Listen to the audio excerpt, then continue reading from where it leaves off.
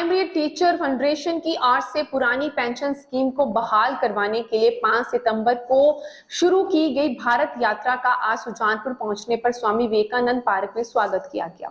इस मौके पर विशेष रूप से all India primary teacher federation के सीनियर वाइस प्रधान डायरेक्टर देवास विनोद उपाध्यक्ष दीपक पंत विशेष रूप से उपस्थित हुए। इस अवसर पर उपस्थित कर्मचारियों की ओर से पुरानी पेंशन स्कीम को लागू करवाने के लिए केंद्र बार राज्य सरकार के खिलाफ रोष प्रदर्शन किया गया।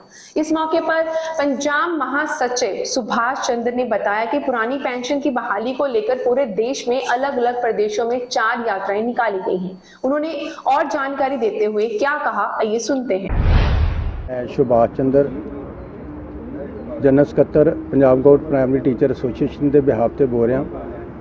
पुरानी पेंशन जी है वो संबंध में एक यात्रा पूरे भारत में कढ़ी जा रही है और अहीं सौभाग्य है साडा कि ये यात्रा उन्होंने पंजाब नूं भी चुनिया तो पंजाब का पवित्र शहर अमृतसर तो स्टार्ट की गई वाघा बार्डर तो कल जिहड़ा सी प्रोग्राम साडा बटाले में सी ते अज इत्थे पठानकोट सुजानपुर दे विच पार्क दे विच यात्रा का अहीं जी आए इन्हां नूं आख्या ते नाल ही बुलारियां ने पुरानी पेंशन नूं बहाल करने जिहड़ी अपील की सरकार नूं ते मैं भी सरकार नूं ये अपील करदा कि पुरानी पेंशन जिहड़ी है तुरंत बहाल की जावे ते उस ओही सरकार हुण भविख विच जिहड़ी राज करेगी जिहड़ी पुरानी पेंशन की बहाली करेगी। असीं अज सारे इत्थे अपनी पुरानी पेंशन की बहाली लई इकट्ठे होए हैं। AIPTF की गाइडेंस थले PGPTA अज आप यात्रा में योगदान दे रहे हैं। साडी सरकार नूं ये पुरजोर मंग है कि सानू साडा बनदा हक साडी पुरानी पेंशन जल्दी तो जल्दी बहाल की जाए। अगर सानू पेंशन पुरानी बहाल नहीं की गई आने वाले समय ये जिहड़ा संघर्ष है ये होर ज़्यादा तिखा होएगा। ये वगदा पानी है, वगदियां पानियां नूं ना अज तक कोई रोक सकिया ते ना रुकेगा। रोकन की कोशिश करोगे तो हड़ आएगा और उहदे च सरकार ही रुड़ेगी। तो असी सरकार के कन्ना तक एक आवाज़ पहुँचाना चाहते हैं कि जल्द तो जल्द साडी जिहड़ी पुरानी पेंशन है वो साडा बनदा हक साडे बुढ़ापे की लाठी है उन्होंने बहुत जल्द सानू दिता जाए। मैं डॉक्टर रामचंद्र देवास वरिष्ठ उपाध्यक्ष अखिल भारतीय प्राथमिक शिक्षक संघ। हम लोग दिल्ली से यात्रा लेकर निकले हैं और पूरे भारतवर्ष में यात्रा कर रहे हैं पुरानी पेंशन बहाली के लिए। जैसा कि आप सब जानते हैं केंद्र सरकार ने 1 अप्रैल 2004 से पुरानी पेंशन बंद करके नई पेंशन स्कीम लगा दिया और उसमें इसका बड़ा ज़ोर शोर से प्रचार किया गया कि करोड़ों रुपए मिलेंगे, पेंशन हो जाएगी, इससे अच्छी स्कीम रहेगी। लेकिन अभी जब कुछ साथी रिटायर हुए हैं तो ये बहुत ही हमारे लिए घातक सिद्ध हुई है। और जो पुरानी पेंशन थी अगर आज किसी की वो होती तो 30,000 होती, नई पेंशन स्कीम में उसको मात्र 2826 रुपये मिल रहे हैं, यानी 11 गुना कम पेंशन है पुरानी पेंशन के मुकाबले।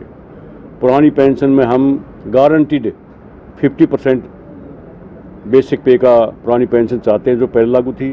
ग्रेजुटी मिलनी चाहिए। पुरानी पेंशन हमारे स्वास्थ्य का, हमारे बुढ़ापे का, हमारे सामाजिक और आर्थिक संरचना का आधार थी।